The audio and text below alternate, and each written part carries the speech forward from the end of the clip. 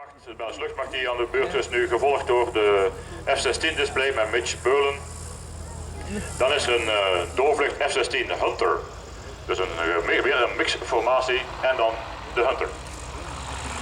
Well, just before the Seaking comes in front of us, he's Chris Christians doing the Flemish bit, I'm Sean Maffett doing the English bit. A very big welcome if you've just recently joined us. It's going to be a lovely day here at Sanicole and an absolutely super air show. We've got the Seaking just coming in front of us now. This is from the Belgian Air Force.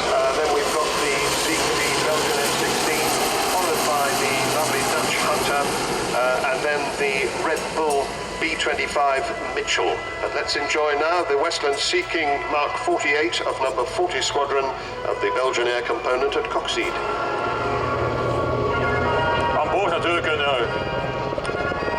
de bemanning die geen acrobatische show mogen geven. Vandaar, en ik denk dat het een beetje standaard is op al onze airshows van onze Belgische Seaking, dat we hier een voorstelling krijgen van zijn primordiale opdrachten, zijn de search and rescue, dus opsporing en redding. In het eerste geval gebeurt dat natuurlijk voor militaire doeleinden, maar zoals we waarschijnlijk zelf geweten en zelf misschien al hebben gelezen, het merendeel van de tussenkomst van dit toestel is de voordelen van mensen in door aan onze Belgische kust.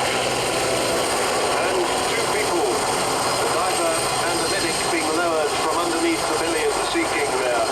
Philip Windows, and Peter Mestark being lowered to the ground on the strop from the Westland Seaking Mk.48 now. And one of them has gone back up again, that'll be the diver, Philip.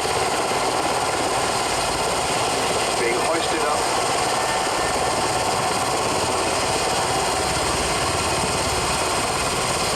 By the Search and Rescue Systems Officer Eddie Hilaire. He's got him into the door of the aircraft now. En we zijn natuurlijk nu die oefening voor, dus natuurlijk is het nog een kleine demonstratie van de capaciteiten van deze middelzware Westland helikopter met een maximaal slaggewicht van 9,5 ton. De twee schroeven, de schroeven worden aangedreven door twee Rolls-Royce schaalmotoren van 1660 pk elk. En ik denk zelfs dat onze collega Lucas van den Einde ook wel een beetje goede herinneringen heeft. Tons at its maximum weight. Dates back 48 years, well actually 50 years now. 1959, Sikorsky in America developed the S-61, but this is still quite maneuverable as we see.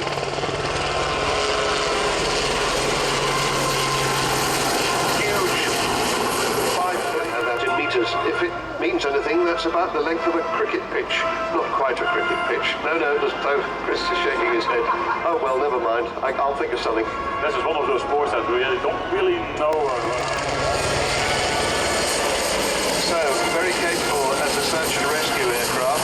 When it first came in, it was an absolute revolution because it's got two engines. Not many helicopters had two engines in those days, back in the 50s.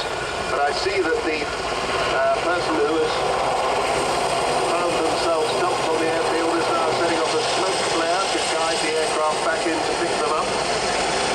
Ja, maar we krijgen hier nog een beetje een demonstratie van Joop Schappi-Capelle en Alexander Jacques Vermeijden. Dat zijn dus de twee piloten aan boord. De standaard bemanning is twee piloten, boordtechnicus, dus vandaag is hij Ronnie Dossier. En er is ook een SARSO, een Search and Rescue System Operator, dat is Eddie Hillaert. De duiker is speelt.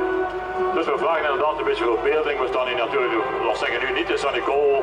Wij zoeken nu, ze hebben een oproep gekregen binnen het Veerse smaldeel op een mogelijke drenkeling te gaan opsporen in de Noordzee. U moet denken dat hier allemaal voor ons enkel maar golven zijn, enkel water. En de helikopter is nu op zoek naar dit slachtoffer. Want zoals je weet, 365 dagen per jaar, 24,24 staat er een bemanning klaar om binnen de 10 minuten in te grijpen indien nodig. De zogenaamde stand-by crew. Well, some nifty flying there by the man in the right-hand seat. That's Captain Aviator Alexander Ground, who's let off a flare now as well as the smoke. They could be using their advanced navigation and radar system, which works day and night in all weathers. And there is actually an automatic flight control system that allows the crew to hover the aircraft accurately at low level hands on. But they won't be using that today because they normally only use it over the sea. They're now homing in on the driver, and then somebody will be home to pick him up any time now.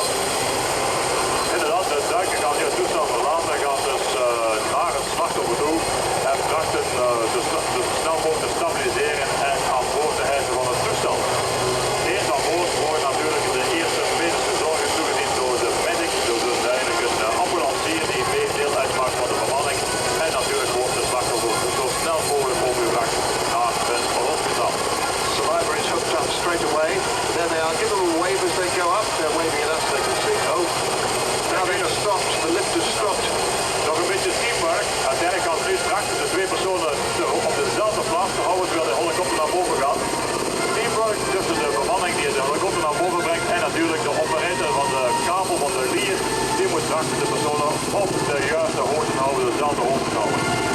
So the survivors have stopped halfway up, the helicopter's gone up, now the helicopter's coming down, but the guys on the rope seem to be staying at the same height. Very frustrating for them. It's a bit like being stuck in a lift, but I suppose they'll eventually get up. When the helicopter gets quite close, maybe they'll get hoisted in.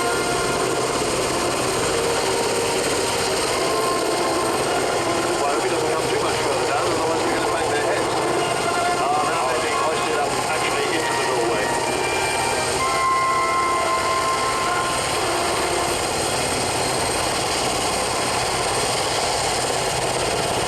When this aircraft is being used for on its automatic systems, they have an auxiliary hopper trim which allows the winch operator, who's the guy looking out of the door, to control the aircraft with his or her own control stick.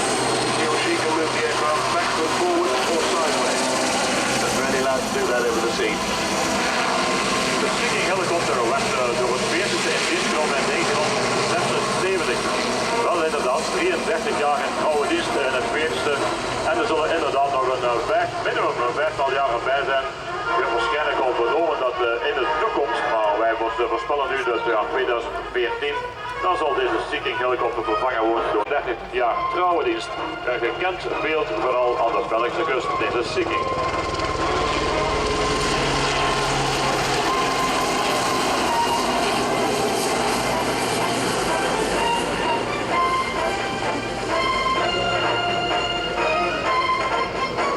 Seems to be improving slightly because the Seaking has just reported the in-flight visibility at about 2 kilometers. So it's the fog is sort of beginning to burn off. Can feel the warmth of the sun coming through. I think that's almost the end of the display. The Seaking goes by, waggling wings or waggling rotor to say goodbye. So give them a big wave as they go by. You see them in the door there. Je ziet dat ze regelmatig over de zee vliegen, want hier ze gaan gewoon mee met de golven van het water. Ze zijn dan gewoon een beetje links-rechts te vliegen. De Jacques Brumaire, dus dat is Alexander Brumaire natuurlijk, maar zijn bijnaam is de Jacques en Jo Capelle aan de besturing. And this is one of only 4 of these aircraft on 40 Squadron. They used to have 5, one of them's gone to a museum.